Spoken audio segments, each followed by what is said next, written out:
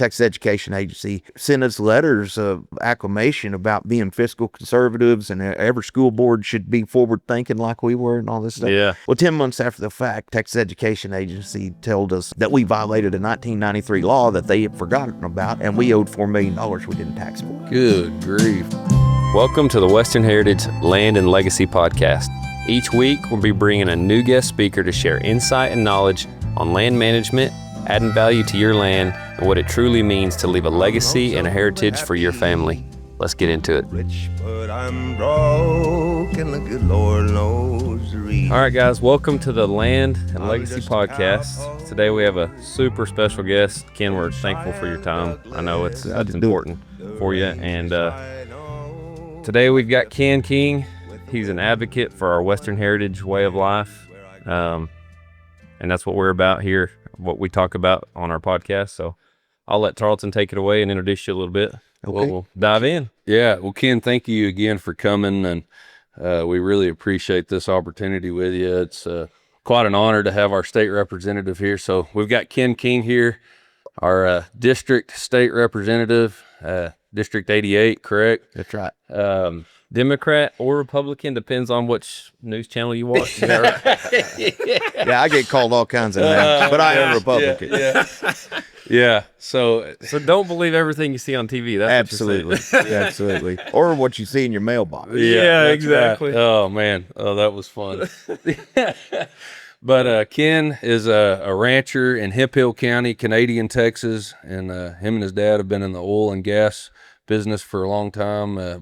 Black Gold Pump and Supply, correct? That's a supply store, and then we have a King Well Service. King Well And we have Service. a commercial real estate business as well, and then the little ranch. Awesome. Well, we're so proud and glad to have you here, and thank you for joining us. And I guess we're going to get into the hot topics of what's going on today in our state and in our district. And, we really look forward to hearing the insight that you have that we don't get to hear as often out here. All we hear is part of the world. all we get to hear is what's on Facebook. Yeah. Right.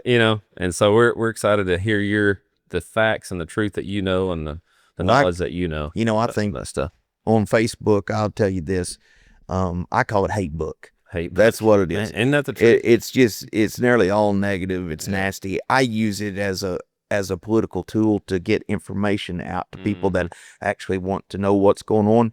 But anybody that's hating me on the hate book, I got a newsflash for them. I haven't looked at my Facebook page in 9 years.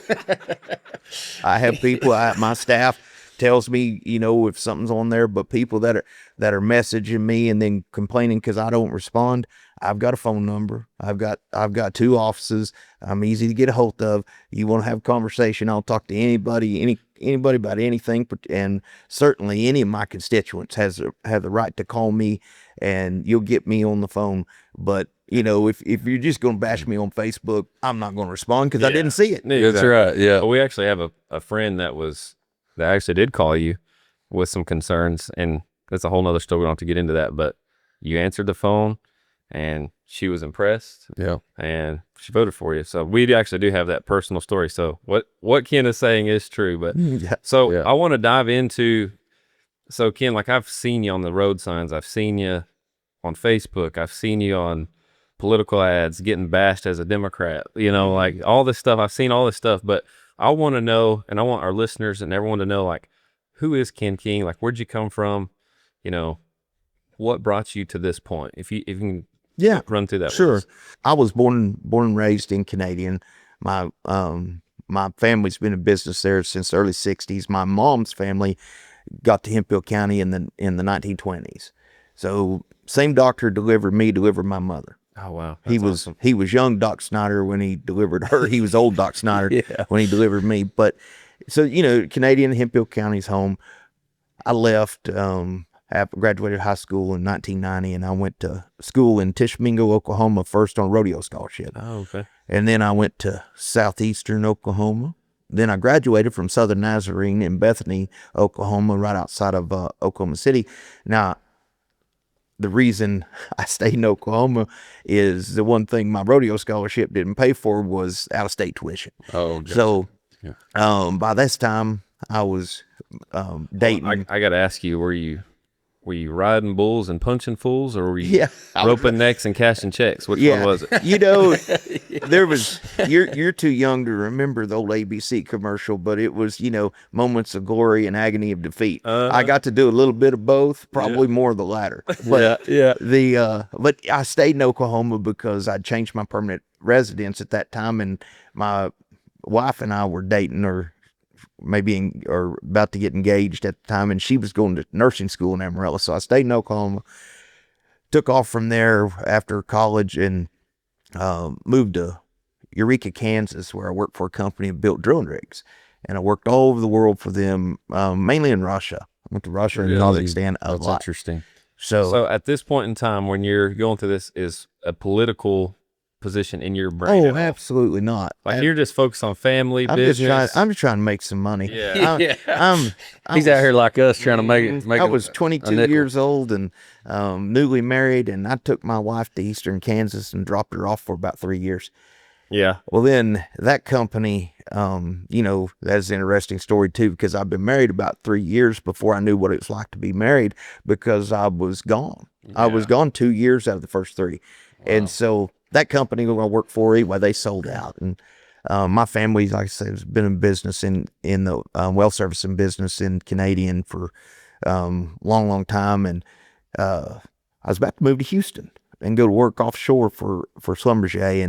And my dad called me, and he said, I'd like you to come home. And I said, all right, fine, we'll do that. Miami's home for Robin, so it makes sense that we didn't have any kids at the time. So we moved home, and, Canadians, not a lot, maybe a little bigger, but it's kind of like Silverton, the same people are on every board. The same people do everything right. Yes. You don't really have political races. You get drafted to do things. Well, my kids come along, and they're in daycare at the local YMCA, and I get drafted to be on the YMCA board. And I showed up at the wrong meeting, and all of a sudden, is that drafted? Is that like kind of Kamala in? Yeah, it's like that's how I got on the city council in Kitty Clay. I got Kamala into that deal. Exactly, that's right. Yeah. You just get sucked into it, and so, and then all of a sudden, randomly, I become president of the YMCA, and it was, and then I'm on church board, and I'm on all this stuff, and finally, my kids got in public school, and I'd had enough. I got out of it, and next thing you know, I get recruited to be on the school board. So I get recruited to be on the school board. Well, I've been on the school board just long enough to understand that, or to know, hear the acronyms, but I don't know what they mean. Right. And I get drafted to be president of the school board. Yeah. That's so funny. So, and now I'm getting to the point of what got me to the legislature. So I'm on school board, and Canadian was a property wealthy district. And I don't know if you'll understand Robin Hood or recapture, but essentially property wealthy districts pay a significant portion of their taxable revenues to the state of Texas, gets reallocated to schools that are property poor. Canadian, this was during a real natural gas boom, and Canadian was sending lots and lots of money to the state. Well, in 2009, we got two things. We got Barack Obama, and we got $2 natural gas. Gas boom's over. So we thought, as a school board, we were going to lose about 2/3 of our taxable values, because the comptroller had been estimating gas between $7 and $9. Well, so we made a deal with the state as a school board. We went to the state and we said, we want to drop our tax rate from 88 cents to 20 cents for 1 year without a rollback election. And effectively, without getting into the weeds on school finance, we got to tell Robin Hood to stick it for 1 year and pay our bond debt off early. And everybody in the state, the speaker at the time, the lieutenant governor at the time, the governor Perry was governor then, Texas Education Agency, sent us letters of acclamation about being fiscal conservatives, and every school board should be forward thinking like we were, and all this stuff. Yeah.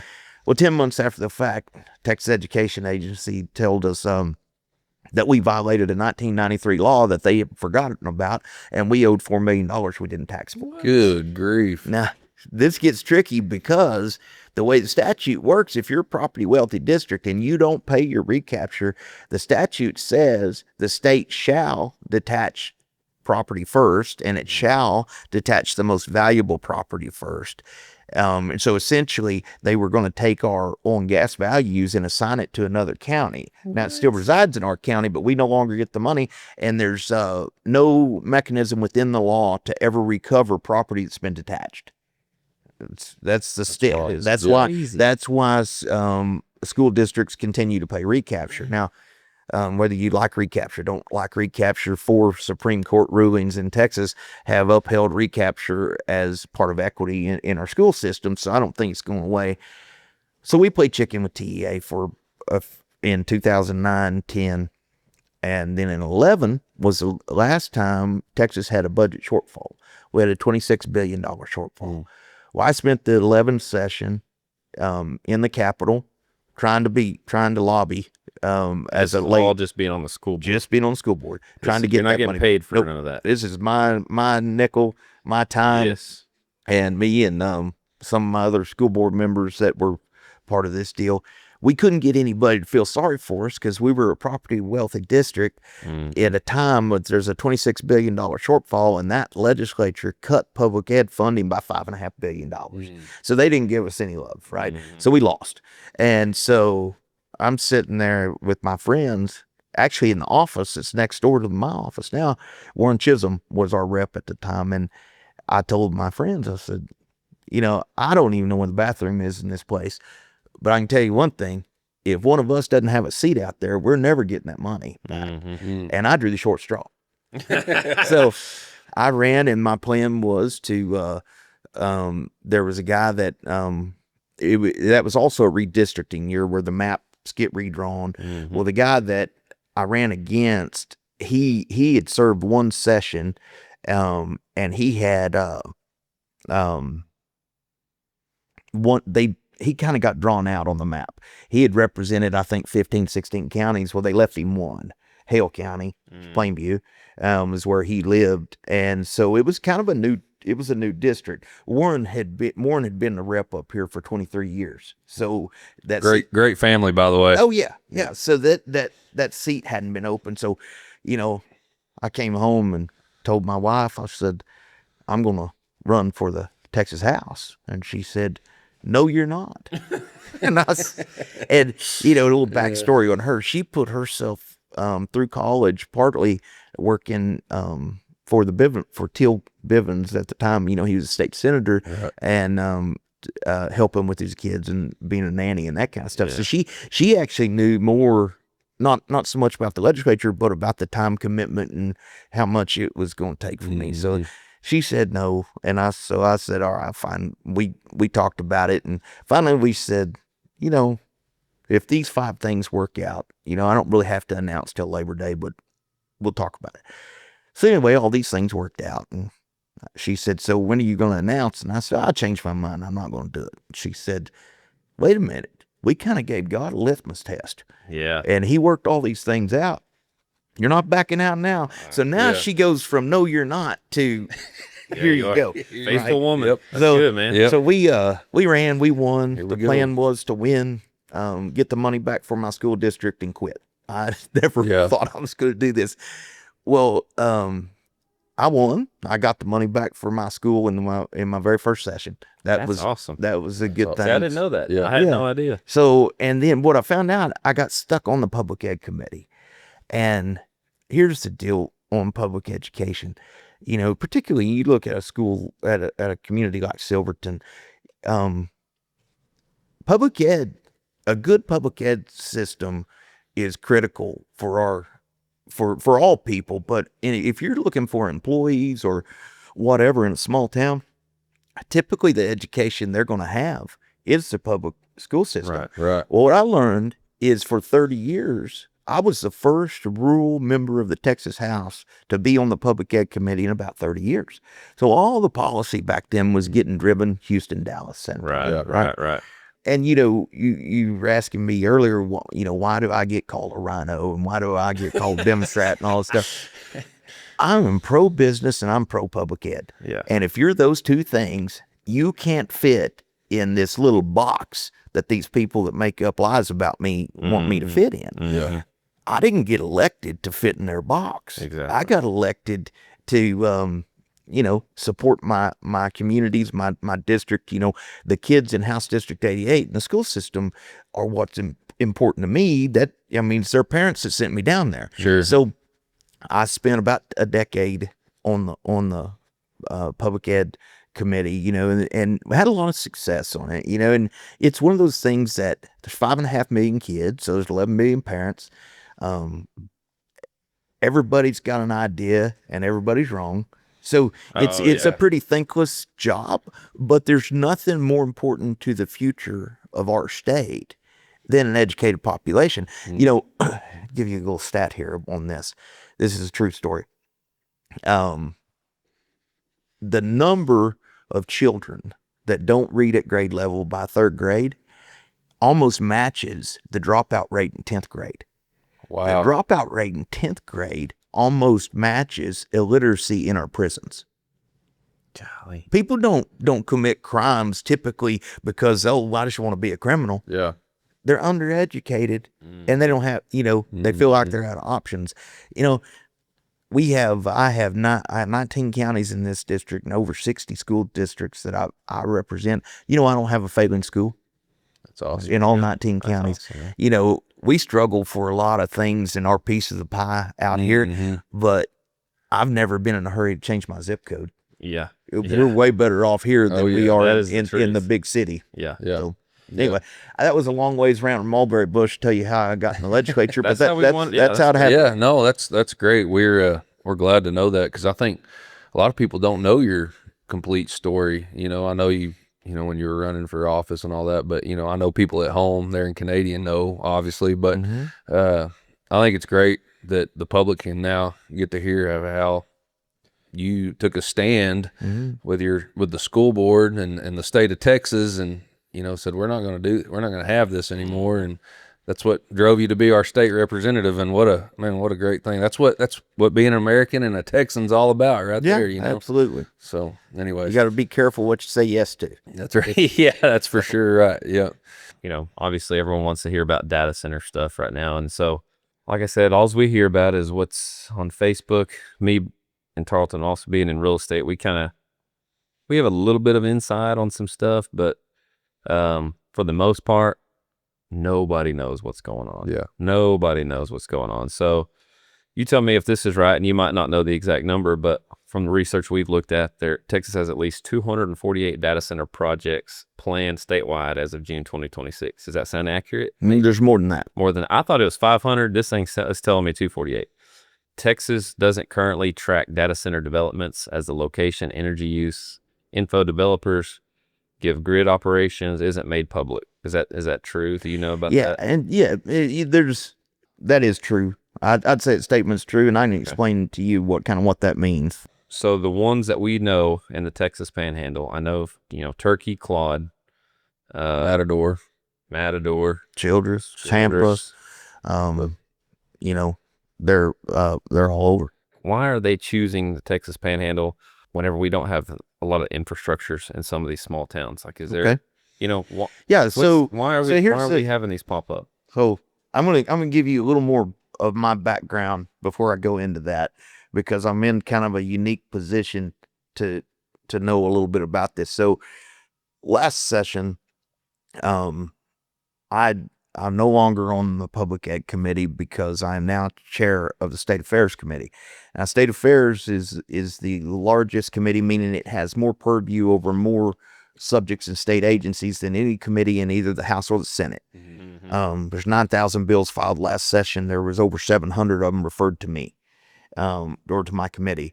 So, but what state affairs does, state affairs' main purview is, certainly anything that has statewide implication, but it has purview over all the power grid stuff, all this data center stuff, anything that has to do with electricity comes to my committee. Now, beyond that, I also get anything social justice, whether it's abortion or the transgender issues, or so you may be talking about how do we support another gigawatt of power in 1 minute, and then a man in a dress going to the bathroom in the wrong bathroom. I mean, the committee's wild. And then just for fun, because it's state affairs, any bill that gets filed that has to be referred, that the speaker doesn't know what to do with, or it doesn't fit somewhere, I get that one too. So it's a big committee. It's a big job. But on the data center front, I can tell you this: when I got named chair of state affairs, I of course met with Public Utility Commission and ERCOT, and ERCOT is the managing body of the state grid, which we're outside of ERCOT over here. Most of my district is outside of ERCOT. We were carved out when utilities deregulated in the 90s. The legislature carved out part of Southeast Texas and the Texas Panhandle. Okay. Which I can go into that and why that's a good thing in a minute. But the Utility Commission told me in February of 25 that Texas needs to be prepared for 10 additional gigawatts of power to come onto the grid in the next 5 years. This is a massive amount of electricity. This was kind of data centers. Yeah, we knew about data centers. We'd hear about them. There were some around Texas, particularly in the big cities for Amazon, Google. When Amazon processes 1 million transactions a second, they got to have a big data center, right? So we had those. We had the Bitcoin mining in places, even in West Texas. But 2 years ago, if you said AI to me, I thought we were talking about cows. Yeah, seriously. I had no idea what this AI stuff was. Well, all of these data centers are trying to. They're going to be 90% of the data centers in the United States in the next 5 years will be all AI driven. They're all building the next algorithm for the next AI development.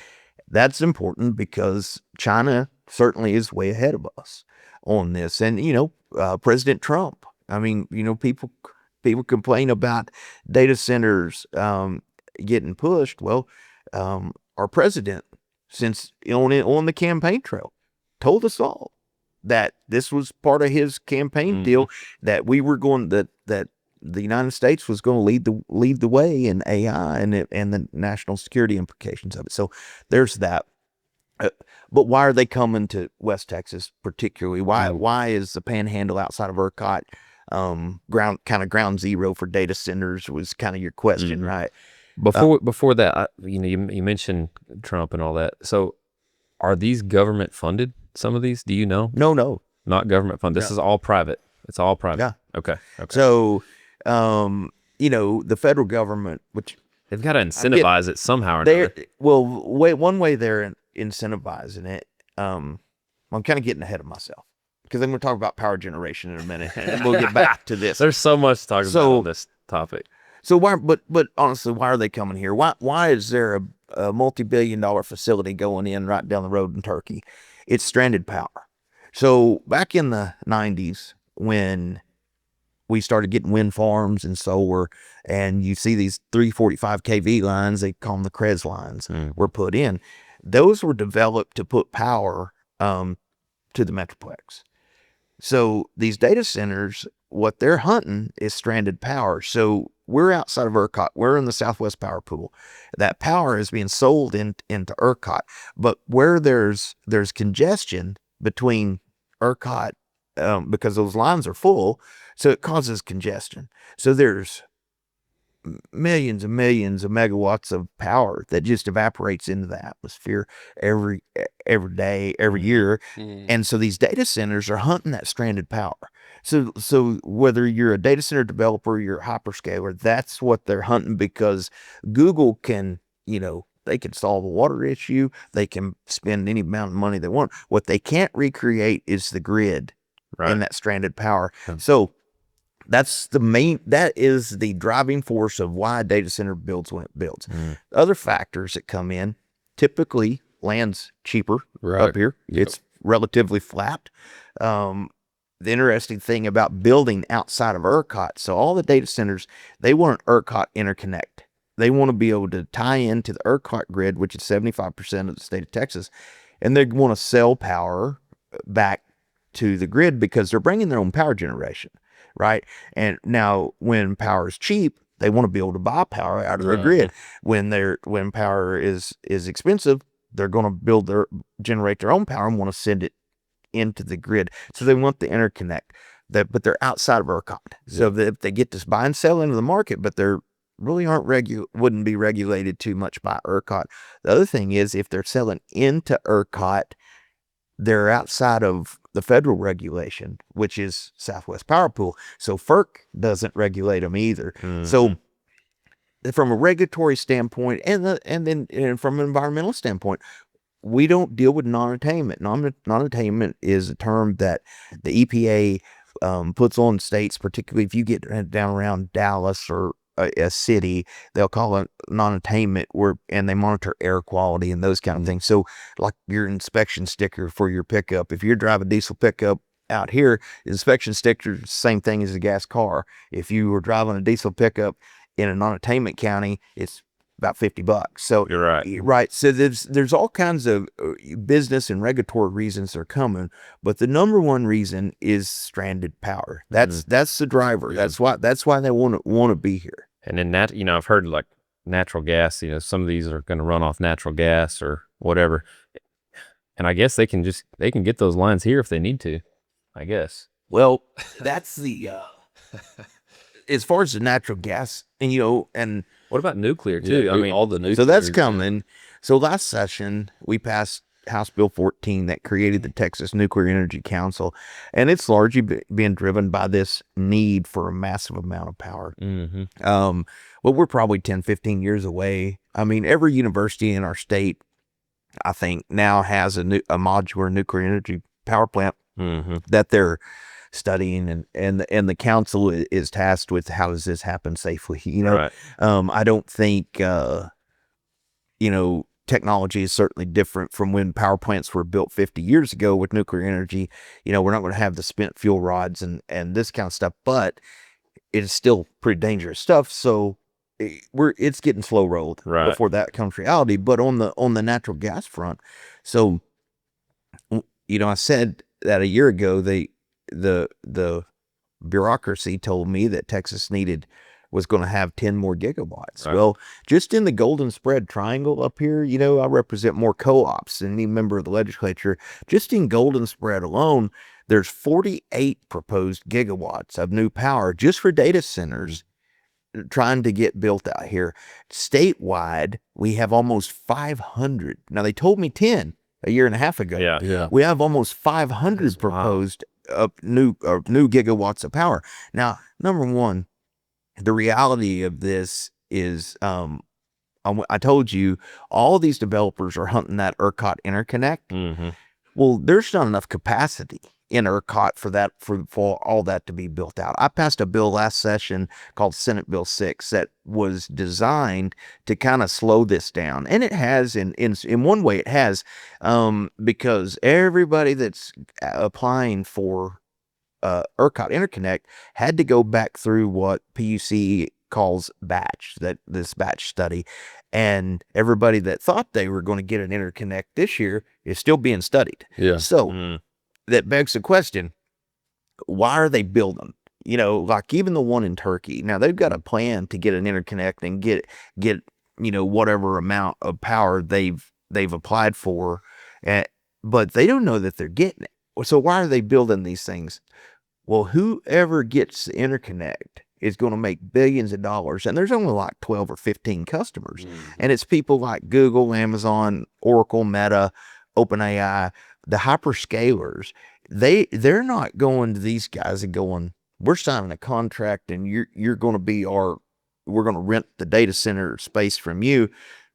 They're telling everybody, you get the interconnect and the power, we're your customer. Yeah, we're here. So, I don't think most people in the state legislature believe more than about 15% of what's being proposed actually gets built out. Right. Because there's frankly just not capacity. These build outs are 5 to 7 years. So this project in Turkey is going to be being built for a long time. But the transmission lines needed to support that much power generation are 10 years out. Right. So this isn't happening today. I mean, they're building today. Yeah. And they're basically betting on the come. If they get their facility, if they have a facility and they get the golden ticket for the interconnect, they're going to make a lot of money. Yeah. But what happens to one of my questions is, when I know I really believe about 15% of these that you see going up will actually become data centers and get built out. What happens to these big old barns Seriously. when they're done? You know, we're still trying to get answers to those questions. The good news for the people that are concerned about this, the build out is 5 to 7 years. The legislature, we got started on it last session with Senate Bill 6. We go back into session in January. Before this data center boom and construction is complete, the legislature is likely going to meet 3 more times. Yeah. So, you know, I keep hearing we need the governor to call a special session and shut the data center down. I'm telling you right now, we're 100 days from November election day. The worst thing in the world the governor could do is call a special session going into an election. He ain't going to do it. You know, it's so, you know, but the legislature's meeting, Senate Bill 6 is in place. Nobody has got approval to just go great guns. Now, they are building the data centers. And I think on the build too, it's important for me. You know, I hear people all the time that are against them call me and say, you know, the state needs to step in. State needs to tell them they can't do it or whatever. Yeah. Well, Texas, what makes Texas Texas is we have more private property than any other state. We pride ourselves on our private property rights. You know, if you get a chance, if the data center comes and says, Tarleton, I'm going to give you, you know, $10 million for 400 acres, and you're mad because you didn't get the $10 million, it's still your right to sell it. It's private property. I just think people that are asking their legislators to erode private property rights need to think really long and hard about that, because the next thing you're going to do is you're going to lose your water. Right. Yeah. Yeah. Exactly. So, anyway. So if there's, I know in Swisher County right now, I know the Tulia citizens were all getting together and signing this petition to stop the potential data center that's going in supposedly out by Vigo Park. And I mean, there's a petition, like we're talking, that's what comes to my mind. Was private property, you know, they can buy that land and do whatever they want to with it. Does a petition do anything for anything? I mean, well, you know, certainly if I mean, is that something they take to the county or, you know, is that something they take to the, well, the county's not going to regulate private property rights, and neither is the legislature, you know. Now, if you know, what I've told people that are concerned about water, you know, your groundwater conservation district probably has more authority to regulate, because, you know, if you're farming and you're in a county and you're regulated by your local groundwater conservation district, so's everybody else, right? You know, and so the petition to me, so while, you know, get enough people to sign it, you know, they're my constituents. Certainly, I'm going to pay attention to it. For sure. But does that legally bind the county to act? No. No, nothing really.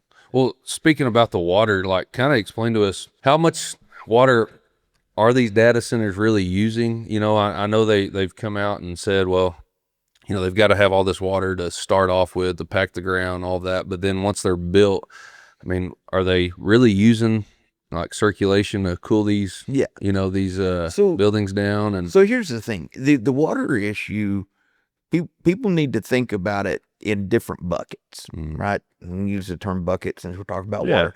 There you go. The data center itself, cooling it, it takes some water, but I don't know of a project in Texas today that is proposing an evaporative cooling system.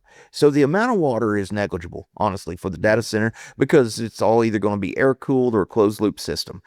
But then, you know, the hyperscalers tell me they've now invented computer chips that cool themselves. That's what I mean. And it says on here, you've talked about hyperscalers pitching the self-cooling microchips that use no water.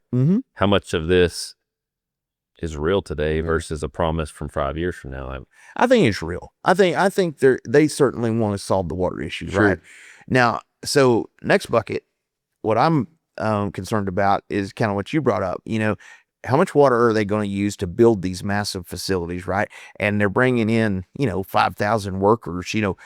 How much water are they going to consume for this temporary population. Yeah. You know, you go to Turkey, and I think the sign says Turkey's got 300 people in it, and they're going to have 5,000 people. Yeah. It's like a whole new, there, that's right? a town bigger than city. Canadian. That's a whole new city. Right. So they're only going to be there about 5 years, and they're all going to leave, and it's going to have about 100 jobs. So, you know, I'm concerned certainly about the impact of that, you know, not just water use, but environmental too. I mean, I don't believe the sewer system in Turkey can handle it. You know, so now I know they can't. So now we're going to have, you know, we're going to have septics, or we're going to be hauling, you know, whatever the waste, and so that's, you know, bucket number 2.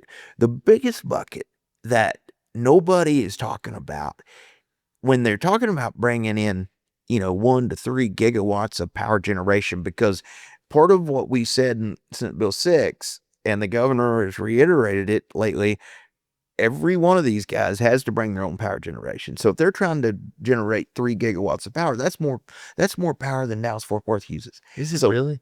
They're going to bring this in. Ask your utility companies, how much water do y'all use to cool your power generation that we're consuming right now, by the way? It's massive. And so when I ask the question, and I ask it all the time, whether it's from the Diocesan State Affairs Committee, and I bet I have at least 3 meetings a day with a developer or a hyperscaler, and I ask every one of them, how are you going to cool that power generation? You know what I hear? We'll get back to you. No kidding. That's the question that data centers are going to give the state of Texas an answer to if they want to solve this water issue. Right. And they're not prepared to do it yet. Now, I shouldn't say all of them. Data centers are, well, just like legislators, I guess, they're not all created equal. Yeah. You know, there's some that are pretty good operators that I know that are giving back to their communities and that they're in, and trying to be good partners and neighbors and stuff. And there's some that frankly are just making a big mess for the county officials and the state officials to have to come and clean up. I'm really frustrated with the data center community, and I think, Tarleton, you brought it up a minute ago about one of y'all said something about nobody really knows which project they're bidding on, and that kind of thing. Right. I think maybe you said that, but that's true. So when I say there's only 15% of these going to get built out, that's right. All of these developers are betting on the golden ticket, and so there's only so many places that they can find this stranded power. So, but when they go apply for a permit for an interconnect of, you know, 850,000 megawatts, whatever it is, they don't have to tell the state where this project is. So what they've done for the last year is they've held their cards really close. You know, they're not explaining themselves, right? And they're not, you know, because they don't want their competitor to get ahead of them. True. So in the meantime, while that's been going on, it's factual. A lot of the misinformation that's being spread on social media is coming straight out of China. Yeah. You know, China wants us to give up on this AI race. They don't want us to have our data centers. They're ahead of us now. And then because the data center folks that ought to be explaining their business and what they're going to do for the county they're moving into, and the longevity of this tax base infusion, they ought to be out there telling this, but they don't want their competitor to know. So the only story out there is what's being planted. And when people don't have an alternative to educate themselves, they tend to believe it, right? Yeah, they do. And so the data center guys have done a bad job of this. And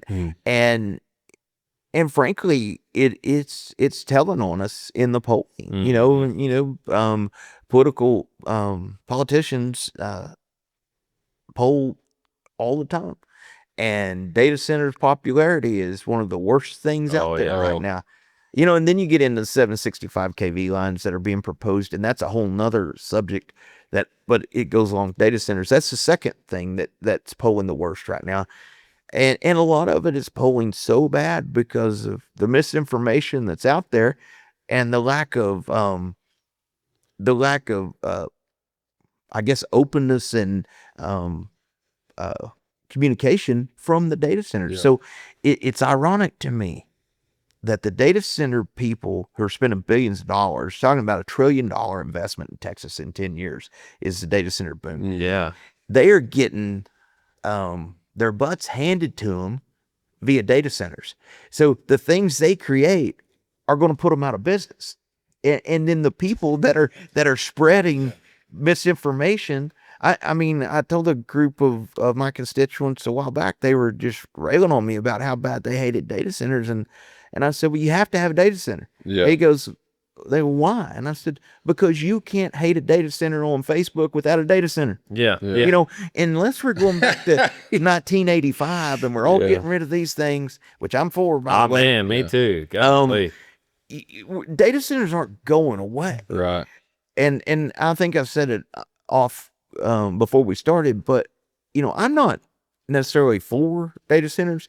I'm for economic opportunity in West Texas that we don't ever get. right. You know, Yep. I'm for that. And private property, and it's I'm like for- you can't stop them Well, from coming in. Cayson and I have talked about, you know, this is like the new, what are they calling it? The new redistribution of wealth. Yep. You know, I mean, like people that don't have a lot that are, you know, that have been farming for a long time, just cotton farmers around here, been growing our fiber, but Well, I mean, cotton's not bringing a whole lot of money the price of cotton right now is the same as it was in 1975. Yeah. So, I mean, to me, it's awesome. I mean, you can see the positive and you can see the negative. I'm kind of in the middle. Like, I think it's like, I'm glad because it's bringing business to our small town communities and our counties and things like that.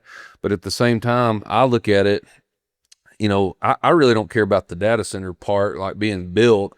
It's more of like the solar that's going to be used with that, because that, to me, I'm a cow guy. I grew up in the cattle business, as you know, and Cayson grew up in the cattle business, and you as well. But you know, to me, it's taking those solar fields are going to take, our production agriculture out of business. And whereas, like, you know, people don't like looking at wind turbines. Well, you can still farm and ranch under a wind turbine and get paid doing it. You know, I mean, like it's. I agree, and you know, I've heard that argument from a lot of people, but you know, one of the things that on the data center front, you know, people say, well, the state should say a data center can only be built on a former industrial site, you know, something that was already used for industrial use that's depleted, right? Well, that's not what a strand of power is. So that ain't gonna happen. It defeats the purpose. Yeah. And then, you know, the private property rights, if you know, you think about the amount of ag use land out here that the people that actually own it have never seen it. Right. A lot of absentee landowners. Absentee landowners, we're all moving away. You know, I hear the argument that, well, they're taking up good farmland, or they're doing this or doing that. I passed a bill last session that actually removed the age of a farmer or rancher for a low interest ag loan from 46. It got rid of an age limit because the truth is the average age of a farmer and rancher in the state of Texas today is 61. And the way the law worked before then, you couldn't get a state-backed low-interest ag loan if you were over 46. Wow. But the average age is 60. Yeah. So, I mean, my point is this. That's neat. I've got Good to know. you know, I've got kids that are probably close to y'all's age. They didn't come back. You know, my daughter is a nurse down around Granbury, and my son lives downstate. I mean, I've got businesses and land and stuff here in the Panhandle, but they didn't come back, and most kids aren't, frankly. Yeah. Right. And so I don't know that, you know, we're going to put the farmer out of business with a data center is reality. The kids weren't coming back before anybody had heard of a data center. Yeah. And I just true. I just think if we're going to, I don't discount the grievance, but I do kind of discount the argument. Right. Yeah. Yeah, for sure. Well, I mean, for me, it's like I said earlier, it's, you know, I think it's a great opportunity for our area and West Texas. It's going to bring so much money into these counties and the cities. And yeah, we're not prepared for them. You know, the Turkey and Kittiquay and Silverton right through here. I mean, even Childress. Sure. I mean, golly, Childress has probably got 3,000 to 3,500 people in that city or in that town. And, you know, it's hard on them right now too. But But you got to look at the long haul. I mean, these people aren't going to be here forever. So here's where I've encouraged my county officials, my county judges, commissioners, this kind of thing. I don't think eroding private property rights to try to keep these people out is a good thing. No, it's not. I'm not going to do that. Yeah. I want these counties, to make their own deal. When you open Pandora's box and you tell the legislature, you guys to take care of it. Well, now, we all campaign on something called local control. Right. Do the counties really want me taking Yeah. their Heck no, they because don't. here's the deal. Hall County, Briscoe County need to be able to make a deal that's different than Childress. Yeah. Y'all need, it shouldn't be one size fits all. You Right. got different needs. Yeah. But what the local officials need to do is if they get to the place that's like, all right, we can't stop them from being there. Yeah. How much can we charge them for the privilege to live in our community? Yeah. Yeah. And I'm telling you right now, Gonna help. these guys, these data center developers, they don't want your abatements. They don't care, Yeah. right? They've got so much money. Now they'll take them. Yeah. But one of the things I've seen small communities do is they'll do an abatement deal with like $5-10 million. Well, okay, that's fine, except when you put 5,000 people, typically construction workers, in a community with 300 people, there's not hospitals, there's not law enforcement, there's not jails, there's not, and I'm telling you, as somebody that's worked in the oil field my whole life and lived in a lot of man camps, there's some good people in there. There's going to be some bad apples. Oh, yeah. for sure. And we are going to strain the local resources. So if you're going to make a deal with a data center, make it where it covers your cost for the next 5 years. Exactly. And then, these guys, I've seen them, different ones make different deals, to once the data center is done, they're going to remove the man camp, they're going to remove every piece of it, turn it back to ag use land. And Right. Yeah. you got to be willing to make the deal with them, because if you don't make a deal, they're coming anyway. Yeah. Yeah. I just think that these communities need to be forward thinking for 10 years, not what's our budget look like next year. Yeah. Yeah. I grew up in Jones County and Haskell County in Stanford, Texas. And, there's these Google's got 2 data centers there around Lake Stanford between Haskell and Stanford. Yep. And I think Samsung, I think they're one of them. My best friend from high school, I think he's on the city council there in Stanford. I'm not sure. He's an eye doctor there in town, but he's very involved with the community. And it's crazy the amount of money that's been brought to those 2 counties. And I would probably bet that Jones and Haskell County are probably 2 of the poorer counties in the state of Texas. Or they were. Yeah. And now they're not. And I think it's great to see that kind of development because, at one point Stanford was a railroad town. They had the Swenson Ranch was there, it was a big town and it was a great town. And then it's just dwindled over the years since they took the railroad So 20 out. years ago, when the Eagleford Shale, that oil field that's toward the Rio Grande Valley, South San Antonio, when it was first developed, Cotulla, Texas, was the poorest school district in the state. Wow. They drilled up the Eagleford Shale. In 1 year, they went from being the poorest property wealth-wise school district in the state to being the richest. And they sent all that money to the state of Texas because they didn't know what to do with it. And you're going to see that same thing in these small communities. If they're building in a community that's used to having an oil field, and doing land leases and that kind of thing with commercial businesses, you're probably going to see more success. Right. But you're going to see some people. It's no different than when wind came out here. Sure. All through this part of the country, I've got constituents that signed leases they should have never signed, but with bad actors. Right. And I don't, and the legislature's role is really, to me, to make sure that doesn't happen in the data center world. Yeah. Yeah. For sure. So, Yeah. That's good. So since we're on the topic of water, just one quick question about that. So, we all know, everyone's known that the Ogallala has just steadily been dwindling. Is there an urgency at the legislative level on our water and the Ogallala in particular? Just, is there any kind of urgency? oh yeah. Well, water is the fight. everywhere. That's like the saying of the legislature is, whiskey's for drinking and water's for fighting. Yeah. That's water is always top billed, and the work we did last session on the water bill, Senator Perry kind of led the charge on that.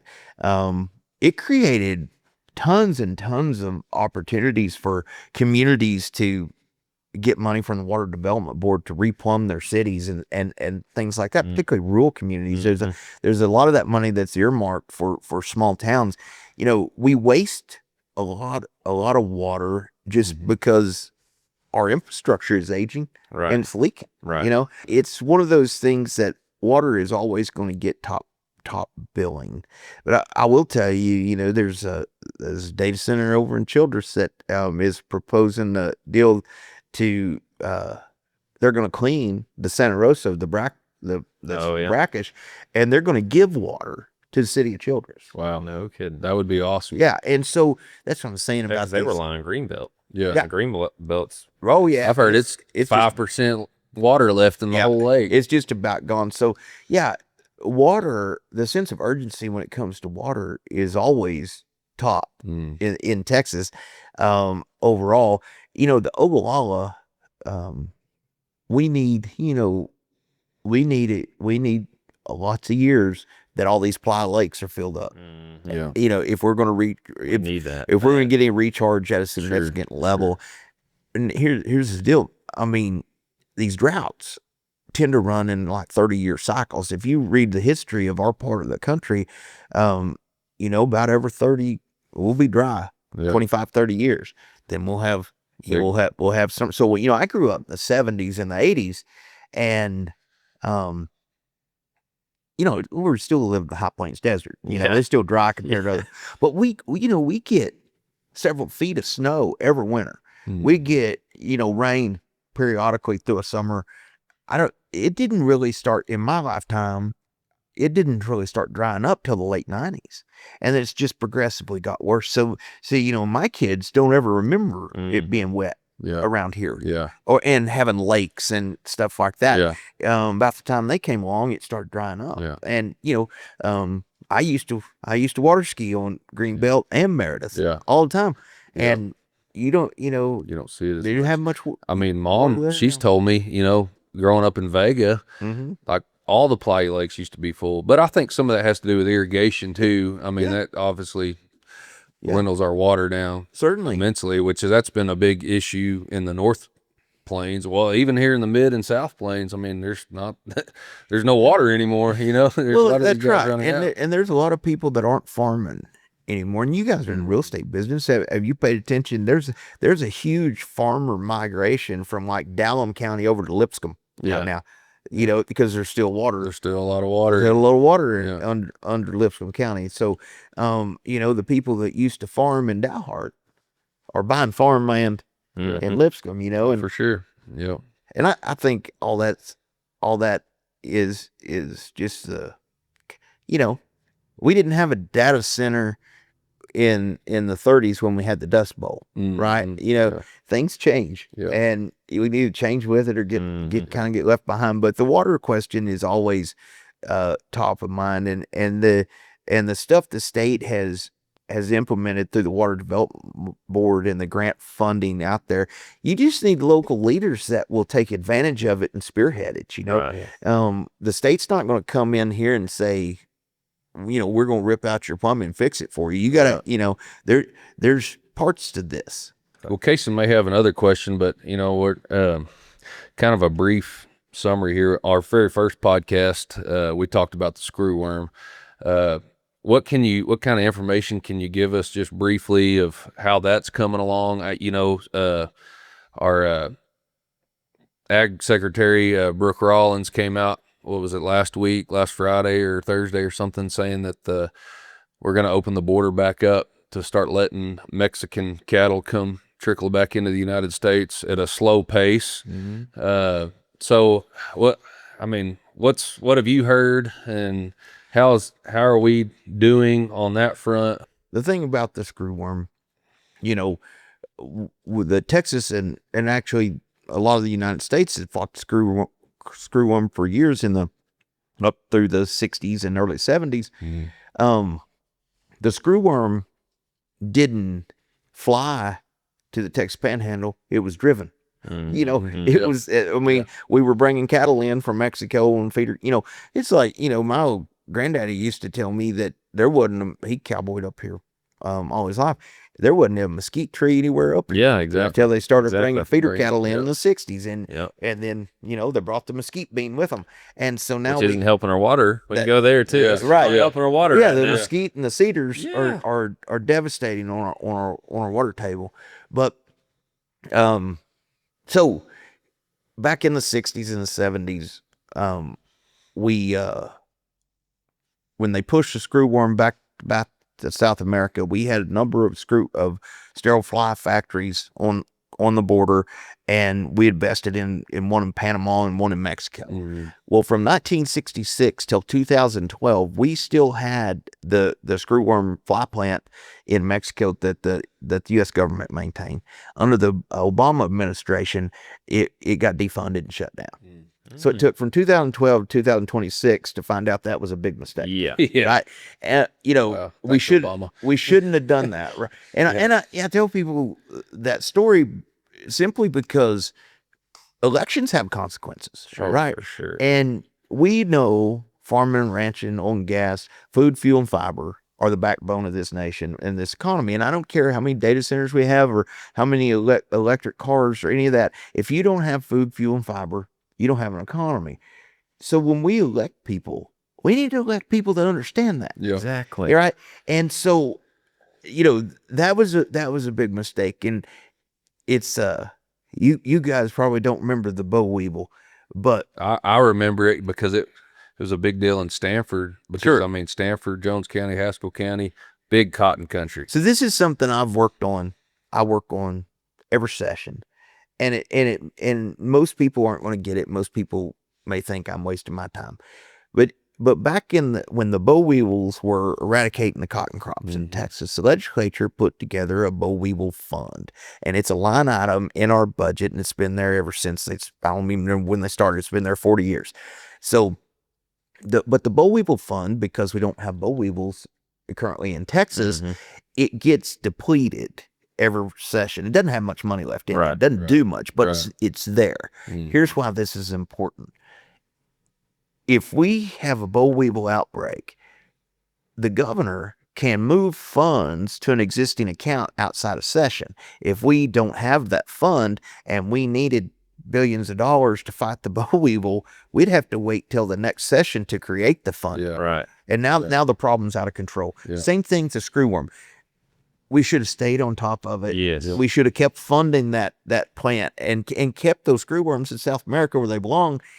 We wouldn't have this problem, you know. And in the scheme of things, I don't know what it costs the federal government and the taxpayer to keep the screwworm in South America, but it's probably cheaper than what we're spending now to get rid of it again. Yeah. Correct? Exactly. And so when I tell people the boll weevil story, it's just a function of government.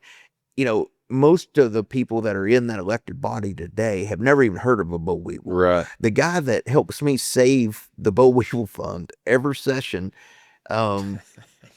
he shares the article. So the budget's broke down into articles 1 through 8, 6, 7, 8, and then they have Article 9. But each subcommittee chair in appropriations has certain articles under their purview. Well, the guy that helps me save the boll weevil fund every session happens to be a inner city Houston Democrat. Doesn't even know what a boll weevil is. Wow. Never even heard of one, right? And I go to him, I said, I want to keep that fund alive. And every session, he saves the boll weevil fund. Well, good Now, for him. why does he do it? He does it for me. He doesn't know what it's doing. Yeah. It doesn't cost much But money. he trusts you because you trusts know. me. And you know, I know that out of everything I feel like I've accomplished in the legislature, that saving the boll weevil fund is probably pretty minute. But it's in this, if you compare that, if somebody would have saved the screwworm fund, Seriously. right? Seriously. We wouldn't be having this problem right now. Right. So, but I'll tell you this on the screwworm, some of the things, and I'm not an expert on it by any means, but it is my job to educate myself on all matters that I'm going to get a question over. Yeah. Right. Yeah. Right. So here's what I've learned. you've heard our current ag commissioner say we need to be using fly bait. And you've also heard Brooke Rollins say he doesn't know what he's talking about. Here's what scientists tell me. The fly bait the ag commissioner is referring to, he says it helped eradicate the screwworm. Those fly baits weren't developed until the 70s. The screwworm was pushed back to South America in the 60s, right? Yeah. So they weren't used. Secondly, fly baits work really, really good on flies that eat that produce larvae that eat dead flesh. These things eat live flesh. Right. Yep. So fly bait doesn't work on that front. Right.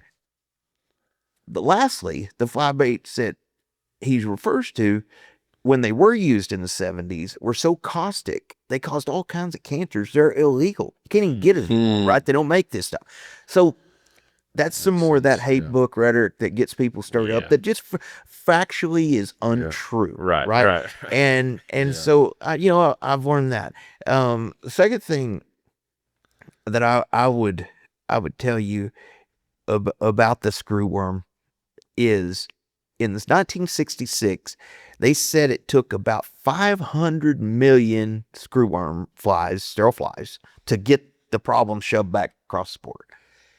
Well, right now we have we reopened a plant on the border, repurposed it. There's a plant reopening in Mexico. The best estimate is by the end of this year, we'll have 200 million flies available to Texas. Well, it took 500 million in 1966. We have far better technology and medicines and stuff like that now. Oh, yeah. So is 200 million flies enough? Most people tell me it is. We shall see. I don't like hearing there's 20 cases in Texas, and because I know that's just the ones we know about. Yeah. The problem's growing.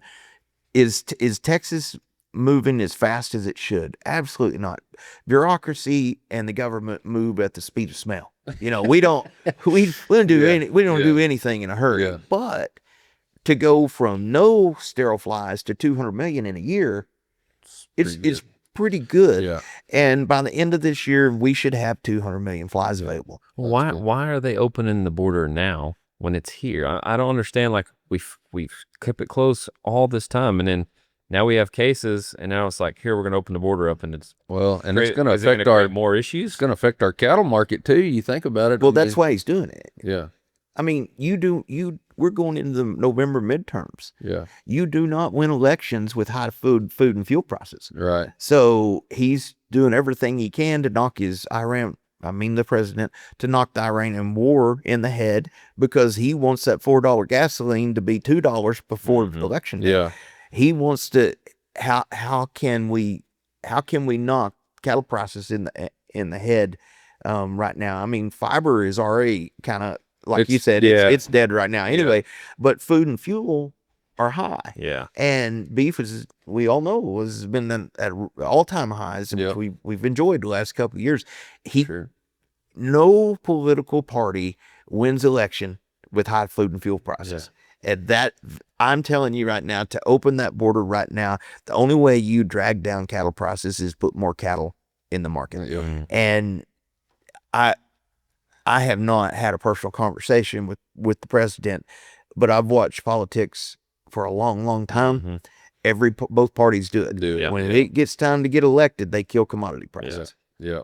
And that's sad for our producer. Yeah, I mean, the feed yards are going to like it, but they're tied up in a lot of money right now with high dollar cattle sitting in the feed yard. I mean, gonna get hurt.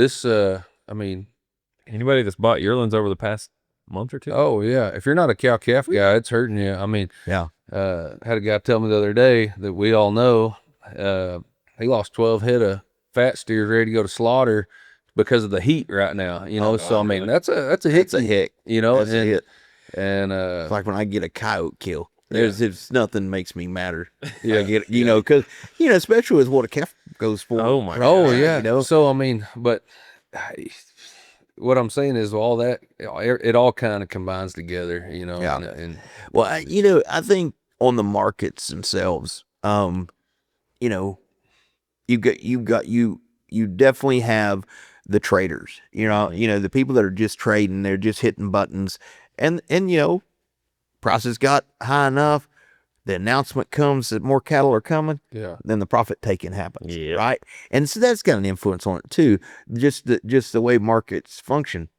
But the political aspect of this, I think, is real. I mean, I've seen it for years and years and years. Yeah, because it doesn't make sense to open it when we're trying to fight the problem that we've been, it doesn't make any sense. It doesn't make sense. But those November midterms are critical. I mean, it's like last session, we spent all summer, last summer, redrawing congressional maps in Texas because President Trump wanted to pick up 5 additional seats in Congress from Texas.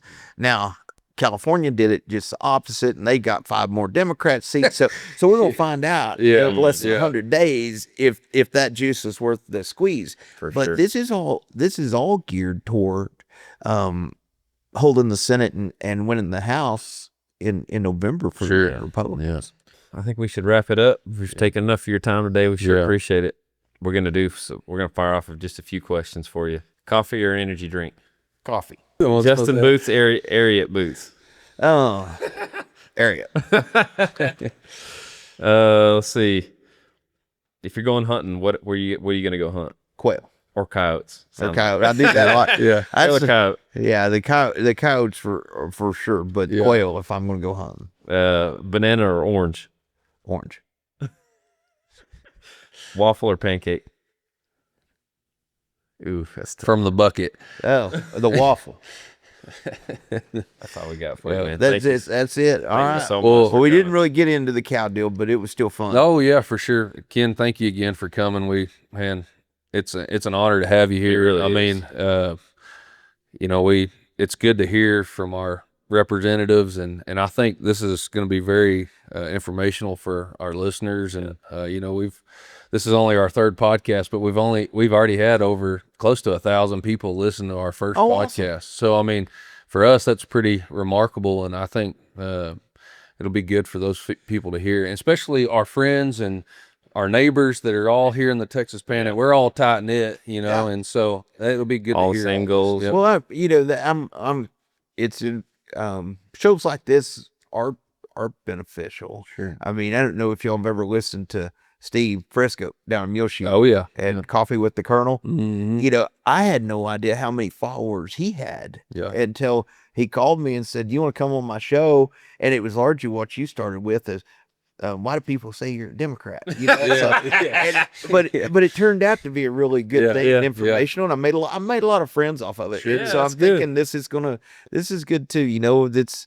when you put your name on a ballot, and like for me, representing 19 counties, you can't know everybody. No, I mean, it's 450 miles from Canadian to Andrews. Right. I can't be in every county every day. And so, it's tough to now with the, the wildfire stuff and the disaster legislation I've passed. And, I wish we could get more into that. Yeah, there's so much we could get into. Y'all should have asked me about that. That would have been a good one, but maybe another time you have. We'll do it again. We need to plan another time. Maybe when you come back home after your next session, we can plan that. So sounds good. Thank you, Ken. You bet. Thank y'all.